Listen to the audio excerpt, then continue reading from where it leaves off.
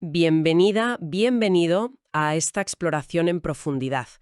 Hoy nos sumergimos en unas fuentes fascinantes que mapean los viajes de Sigmund Freud a Italia. Y nuestra guía principal es el trabajo meticuloso de Marina D'Angelo en I Diangeli de Freud in Italia. Exacto. Y no hablamos solo de un recorrido geográfico, ¿eh? Esto es un viaje al centro de la creatividad de Freud, a sus luchas internas más intensas y al origen mismo del psicoanálisis. Las fuentes son muy ricas. Tenemos extractos del libro de D'Angelo que, claro, saca a la luz cartas, postales y sobre todo esos cuadernos de notas inéditos de Freud, y los confronta con lo que él mismo publicó, que eso es clave. Claro, es que ese contraste es lo revelador, ¿verdad? Entre la fachada pública, digamos, y esas anotaciones privadas. D'Angelo no busca el cotilleo, que quede claro, sino rastrear esos caminos complejos de la creatividad freudiana, cómo la realidad histórica y la realidad interna, pues, a veces chocaban o se iluminaban una a la otra. Totalmente. Nuestra misión aquí es intentar desentrañar cómo esos paisajes italianos, esa tierra anhelada por Freud, funcionaron como un espejo para su autoanálisis, o como un catalizador para sus teorías que fueron revolucionarias, y a veces incluso, pues, como un intento de huir de sí mismo. Veremos cómo Italia se mete en la estructura misma de su pensamiento. Pues vamos a ello. Empecemos por los primeros viajes. Italia era un anhelo, ¿eh? Casi una obsesión para Freud. El primero importante es a Venecia, en 1895. Y ya desde el inicio la cosa es intensa. En una postal la describe como «Strana fiaba molto turbato», una fábula extraña y él muy turbado. Y el momento no es cualquiera, claro. Este viaje coincide con un periodo, de una efervescencia intelectual brutal, pero también de crisis personal. Estaba metido de lleno en el proyecto de una psicología, ese intento tan ambicioso de basar la psicología en la neurología. Y seguía dándole vueltas al origen de la histeria, que en ese momento todavía relacionaba con temas de seducción infantil, algo muy controvertido. Así que Italia surge como un lugar de maravilla, sí, pero también teñido de esa confusión interna, ¿no? Un reflejo de las ideas que le bullían por dentro. Al año siguiente, 1896, vuelve, otra vez, Venecia, pero también va a Bolonia y a Florencia. Y aquí parece que el arte del Renacimiento empieza como a dialogar con esas ideas psicoanalíticas que estaban naciendo. D'Angelo destaca una anécdota que parece pequeña pero es significativa. En Padua, la decepción enorme de Freud al encontrar cerrada la capella degli Scrovegni. No pudo ver los frescos de Giotto. Y esto, curiosamente, le vuelve a aparecer en sueños años después. Es un ejemplo magnífico y además temprano de cómo Freud procesaba sus vivencias. Sobre todo las frustraciones del viaje, las transformaba en material de análisis, para sus pacientes y para él mismo. En su análisis de sueños, esa puerta cerrada en Padua se conecta con imágenes de figuras de piedra, aisladas. Quizás un reflejo de sus propias ideas, todavía buscando forma, ¿no? O de lo difícil que es acceder a ciertas capas del recuerdo, a lo que está cerrado. Florencia le impacta especialmente. Llega a decir que es demasiado para una persona. Y es allí donde compra las primeras copias de estatuas florentinas. Las describe como una extraordinaria fonte di linfa vitale. Una fuente increíble de energía vital, vamos. Y este gesto marca el inicio de esa pasión suya por coleccionar antigüedades. Una pasión que además se dispara justo después de la muerte de su padre, Jacob Freud, en octubre de 1896. Muchos lo interpretan, este coleccionismo casi compulsivo, como una forma de compensación, como una defensa psicológica contra el golpe de la mortalidad, ¿sabes? Sus viejos y sucios dioses, como él los llamaba con cariño, se convierten en una presencia constante en su consulta, en su estudio. Son un anclaje frente a la pérdida, sí, pero también un estímulo intelectual y un motor para futuros viajes, buscando esas piezas que parecían guardar ecos del pasado. El viaje de 1897, por Umbria y Toscana, nos deja una frase muy reveladora. En una carta a Wilhelm Fliess, su amigo íntimo de entonces, escribe Freud: «En Italia busco un punch con lete». Es una alusión a un verso de Heine, ¿no? Refiriéndose a esa bebida mitológica del río Leteo, la que daba el olvido. Ahí se ve la dualidad. Busca el olvido, quizás del dolor por la muerte del padre. Pero es que este periodo coincide con la fase más intensa de su autoanálisis. Es una búsqueda de olvido que, paradójicamente, le empuja a meterse más hondo en sí mismo. Y no olvidemos el lema que elige para la interpretación de los sueños, de Virgilio. Flectere si nequeo superos aqueronta movebo. Si no puedo doblegar a los dioses del cielo, moveré el Aqueronte, el río del inframundo. Esto sugiere su ambición profesional, que era enorme, sí, pero también ese descenso voluntario a los infiernos del propio inconsciente. El paisaje italiano se convierte en el mapa de ese viaje interior. Y en esa línea de descenso, de descubrimiento, llegamos a un episodio que es clave. Ocurre durante un viaje en 1898. Después de una excursión desde Ragusa, hoy Dubrovnik, hacia Herzegovina, pasa lo del famoso olvido del nombre del pintor Luca Signorelli, un lapsus que luego analiza con detalle casi forense en psicopatología de la vida cotidiana. Sí, lo de Signorelli es fundamental, claro. Freud de repente no le sale el nombre del artista. Justo él, cuyos frescos sobre la muerte, el juicio final, el anticristo, bueno, y la sexualidad, en la Catedral de Orvieto le habían impactado tantísimo el año anterior. Y su autoanálisis del olvido es brillante. Revela pensamientos reprimidos sobre la muerte, que conecta con la noticia del suicidio de un paciente que recibió en Trafoy, y sobre la sexualidad, ligado a comentarios de pacientes turcos en Herzegovina sobre la resignación ante la impotencia sexual. ¿Y cómo conecta todo eso con Signorelli? Parece complicado. Pues a través de una cadena de asociaciones inconscientes y juegos de palabras. Es fascinante. El nombre reprimido, Signorelli, se descompone y se asocia, por sonido y por significado, con elementos de esos pensamientos que le perturbaban. Signor, señor, que en alemán es Herr, y eso lo conecta con la muerte y la sexualidad, Herzegovina, Bosnia, y los nombres que le vienen a la mente como sustitutos, Botticelli, Boltrafio, se conectan por otras vías con Trafoy, Boltrafio. Es un ejemplo del libro de cómo lo reprimido vuelve, pero disfrazado, en un lapsus que parece trivial. Y lo curioso es que él mismo reconoce que se inspira en un método que no es del psicoanálisis para este tipo de análisis. Como dibujaba una oreja, una uña, un pliegue de la ropa. Y Freud vio ahí una analogía potentísima con su método. Fijarse en los detritus, en los detalles pequeños, en los lapsus, en los sueños. Porque es ahí donde se revela lo oculto, la verdad inconsciente. ¡Qué conexión más brillante! Así que, resumiendo estos primeros años, D'Angelo propone una división, ¿no? Sí, divide estos primeros viajes, del 95 al 1900, en dos fases claras, digamos. La primera, 95-96, más conectada con la tradición cultural, el Grand Tour, y también facilitada porque le iba mejor económicamente. Y una segunda fase, del 97 al 1900, después de la muerte del padre. Aquí los viajes se cargan de una profundidad nueva. Se convierten en auténticos viajes del alma, inseparables del proceso de autoanálisis y de la creación de las grandes teorías psicoanalíticas. Italia pasa a ser el escenario físico donde Freud proyecta, elabora y, bueno, de alguna manera intenta resolver sus conflictos internos más profundos. Y todo este anhelo, esta búsqueda, parece que se concentra en una ciudad que, durante años, se le resiste: Roma. Se convierte casi en una obsesión, sí, cargada de lo que él mismo llama un significado neurótico. Lo admite sin problemas en una carta a Flies. Mi deseo de ir a Roma es profundamente neurótico. Incluso lo relaciona con su admiración de joven por Aníbal, el general cartaginés. El héroe semita que, como él sentía que le pasaba en la Viena antisemita, tampoco consiguió entrar triunfante en Roma. Absolutamente. Los famosos sueños romanos que analizan la interpretación de los sueños son una ventana a esa complejidad. Roma en sus sueños simboliza muchas capas de deseo y frustración. Por un lado, la ambición profesional, claro, el reconocimiento académico y social que sentía que Viena le negaba. Por otro, su lucha contra el antisemitismo. Se identifica con Aníbal, el extranjero semita, frente a la Roma católica, símbolo del poder establecido y para él hostil.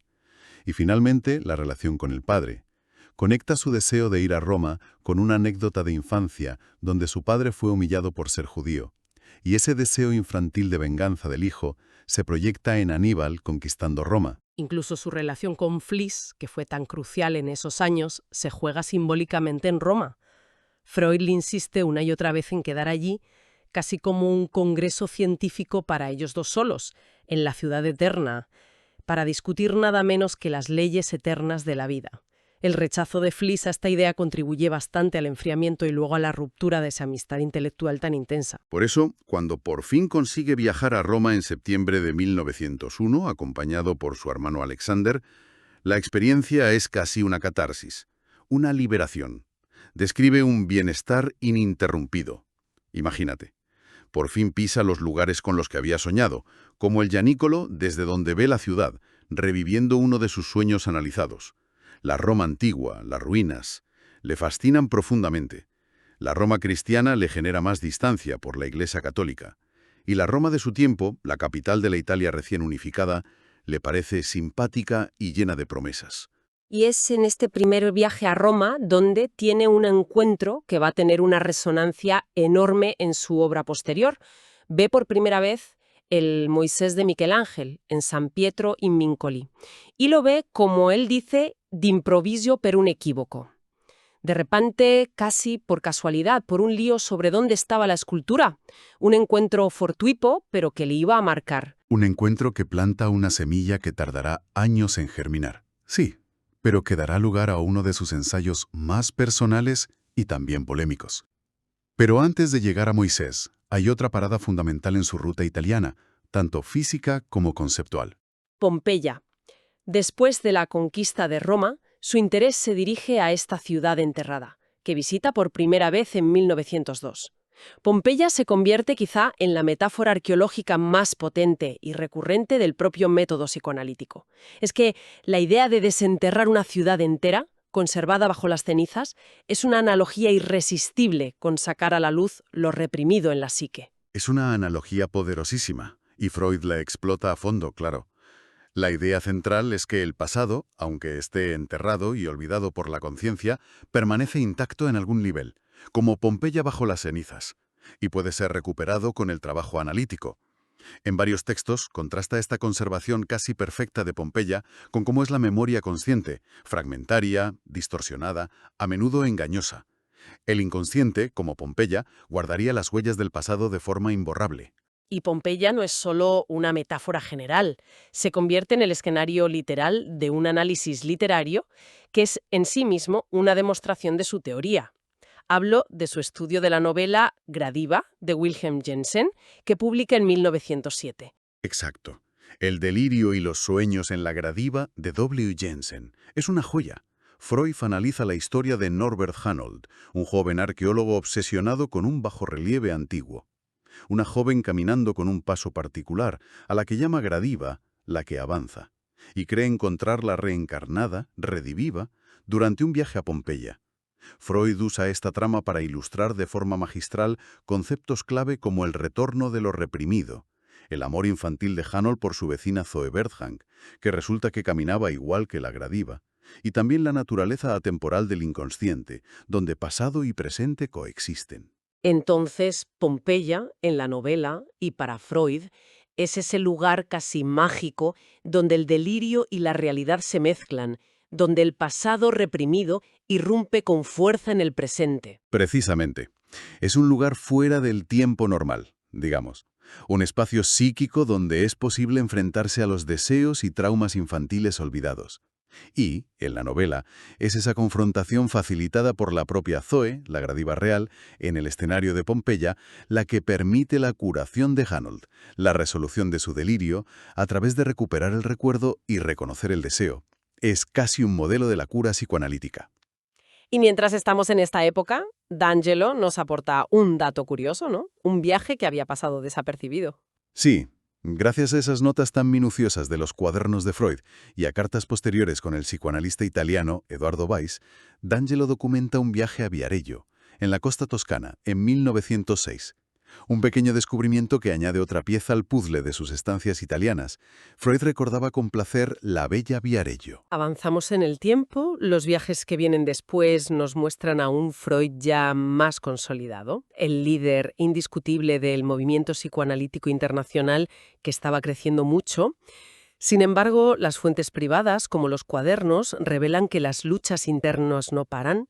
El cuaderno de su viaje a Roma en 1907 lleva un título que lo dice todo: Ricordare e rivivere. Recordar es revivir. Y ahí anota sentimientos de soledad, de falta de reconocimiento, incluso fantasías de dejar el psicoanálisis y dedicarse a la arqueología, que le encantaba. Esas notas de 1907 son tremendamente reveladoras, sí. Muestran que el autoanálisis era un proceso continuo para él, una herramienta constante para manejar sus propias crisis. Y esta crisis romana de 1907 coincide con tensiones importantes dentro del joven movimiento psicoanalítico, la llamada Sociedad Psicológica de los Miércoles. Freud anota su determinación de seguir adelante con la causa psicoanalítica de forma más autónoma, superando lo que él sentía como sentimientos de inferioridad o falta de reconocimiento por parte del mundo académico vienés. Se refiere a sí mismo con cierta ironía amarga como parte de la plebs contribuens, la plebe que contribuye pero no lidera. Se siente, dice, un re non incoronato, un rey sin corona. Muy potente esa imagen, sí. Poco después, en 1910, hace un viaje a Sicilia con uno de sus discípulos más cercanos, Sándor Ferenczi.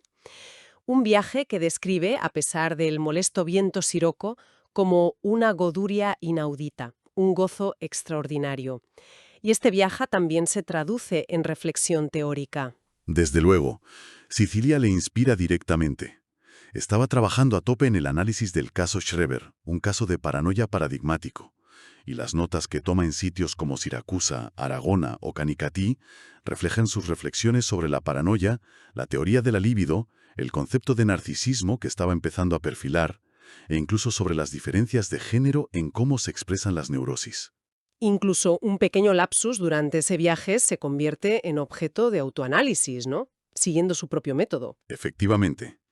Estando en Sicilia, olvida por un momento el nombre Castelvetrano, el pueblo desde donde querían ir a ver las ruinas griegas de Selinunte. Al analizar por qué lo olvida, lo relaciona con su propio miedo a envejecer. Vetrano le suena a veterano. Es un ejemplo pequeño, pero claro, de cómo las preocupaciones personales más íntimas pueden interferir en la memoria de detalles que parecen neutros. Nada es trivial para el ojo psicoanalítico. Y llegamos al viaje a Roma de 1912, que va a ser fundamental para culminar esa larga fascinación con la escultura que vio casi por error años atrás, el Moisés de Michelangelo. Este viaje es clave, sí. El 9º cuaderno de notas de Freud está lleno de apuntes detallados y hasta dibujos esquemáticos que hizo durante visitas casi diarias a San Pietro in Vincoli. Documentan paso a paso cómo se gesta el ensayo sobre el Moisés, que publicará, y esto es significativo, de forma anónima en 1914. Y aplica aquí de nuevo ese método que tanto le había inspirado. El método Morelli, totalmente, pero aplicado a la escultura. Se concentra de forma obsesiva en los detalles minuciosos de la estatua.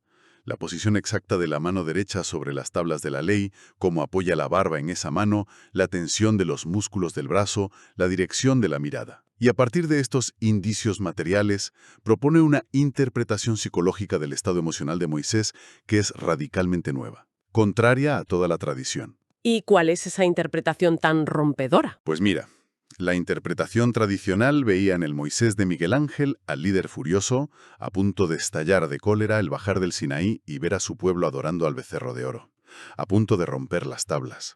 Freud, analizando esos detalles físicos, argumenta justo lo contrario. Ve a un hombre que acaba de dominar una oleada de pasión intensa, que ha controlado su ira precisamente para salvar las tablas de la ley. Interpreta esa postura tan famosa no como el inicio de un acto violento, sino como el residuo de un movimiento transcurrido, la calma tensa después de la tormenta interior. Una lectura fascinante por sí misma, pero que también resuena mucho con la propia vida de Freud en ese momento, ¿no? Indudablemente. Es difícil no leer esta interpretación también en clave autobiográfica, como una proyección de las propias luchas de Freud en esos años. Luchas por controlar y preservar la doctrina y la unidad del movimiento psicoanalítico que se veía amenazado por disensiones internas, especialmente la ruptura inminente y dolorosa con Carl Gustav Jung. Freud parece identificarse con un Moisés que tiene que contener su propia pasión, su ira, su decepción, ante la infidelidad de algunos de sus seguidores más importantes, para así salvaguardar el legado, las tablas de la ley psicoanalítica. Llega la Primera Guerra Mundial y corta de raíz estos viajes a Italia. El país se convierte en territorio enemigo. Y esto tiene ecos incluso en la memoria de Freud. Sí, él mismo cuenta un episodio interesante. Estando en guerra, olvida el nombre de una pequeña ciudad morava, Vicence. Al recuperar el nombre, se da cuenta de que la amnesia se debía a la asociación fonética con el Palazzo Vicenzi en Orvieto, un lugar ligado a recuerdos placenteros de sus viajes italianos, ahora teñidos por la hostilidad de la guerra. Italia sigue operando en su psique incluso a través del olvido. Y sigue presente como escenario simbólico. En su ensayo de 1919, Lo inquietante, Das Unheimliche, utiliza una experiencia personal para ilustrar este concepto. Exacto. Cuenta cómo, vagando perdido por las calles desconocidas de una pequeña ciudad italiana durante un verano, se encontró una y otra vez de vuelta en el mismo barrio de aspecto sospechoso, a pesar de sus intentos por alejarse. Usa esta anécdota para ejemplificar lo inquietante, esa sensación perturbadora que surge cuando algo que debería ser familiar, como orientarse en una ciudad, se vuelve extrañamente ajeno y amenazante, o cuando algo reprimido retorna de forma inesperada. Italia sigue siendo esa tierra del retorno. Incluso en sus grandes obras teóricas posteriores, la huella italiana persiste, sobre todo la romana. Así es. En El malestar en la cultura, de 1930, y en Construcciones en el análisis, del 37, Freud vuelve a la analogía arqueológica, pero la refina. Utiliza la compleja estratigrafía de Roma, donde las ruinas de diferentes épocas coexisten en el mismo espacio físico, como una metáfora más sofisticada de la memoria psíquica, donde el pasado no siempre es reemplazado por el presente, sino que puede coexistir con él. Aunque también reconoce los límites de la comparación, ¿no? Sí, matiza la analogía, a diferencia del arqueólogo que trabaja con ruinas inertes y busca una reconstrucción objetiva del pasado. El psicoanalista trabaja con material vivo, con un pasado que se repite activamente en el presente a través de la transferencia. Por eso la reconstrucción histórica en el análisis, aunque sea importante, no es el fin último. Es más bien un trabajo preliminar para la elaboración psíquica que tiene que ocurrir en la relación analítica presente. Hubo un último viaje a esa Italia tan querida. En 1923, poco después de su primera operación del cáncer de mandíbula que marcaría sus últimos años. Viajó a Roma y Pompeya con su hija Ana, una especie de despedida de esos paisajes que tanto habían significado para él. Y hay un último lazo póstumo y conmovedor. Las cenizas de Freud y las de su esposa Marta descansan en el crematorio de Golders Green, en Londres, pero no en una urna cualquiera. Reposan dentro de una antigua urna funeraria griega, del sur de Italia. Un regalo de su amiga, paciente y colega, Marie Bonaparte. Un último vínculo simbólico con esa tierra mediterránea de dioses, mitos y descubrimientos que tanto había explorado en su vida y en su obra. Concluimos así este recorrido. Queda claro que los viajes de Freud a Italia fueron mucho más que escapadas turísticas, desde luego. Fueron auténticas expediciones a su propio inconsciente, catalizadores de su teoría, escenarios donde confrontó sus ambiciones, sus miedos, sus demonios personales. Como él mismo escribió en aquel cuaderno de 1907, recordar esos viajes era, de alguna manera, revivirlos. La investigación de D'Angelo, al darnos acceso a esas fuentes íntimas como los cuadernos, nos permite seguir las huellas de ese proceso. Demuestra de forma muy convincente cómo el paisaje exterior, el arte, las ruinas, la luz de Italia y el paisaje interior de Freud se reflejaron, se moldearon y se enriquecieron mutuamente, dando forma a una de las aventuras intelectuales más determinantes del siglo XX.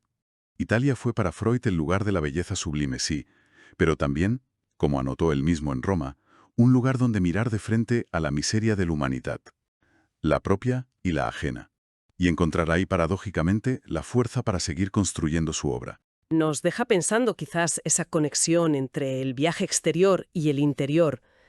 ¿Qué paisajes, reales o simbólicos, nos interpelan hoy, invitándonos a emprender nuestras propias exploraciones, nuestros propios descensos necesarios hacia lo que aún no conocemos de nosotros mismos?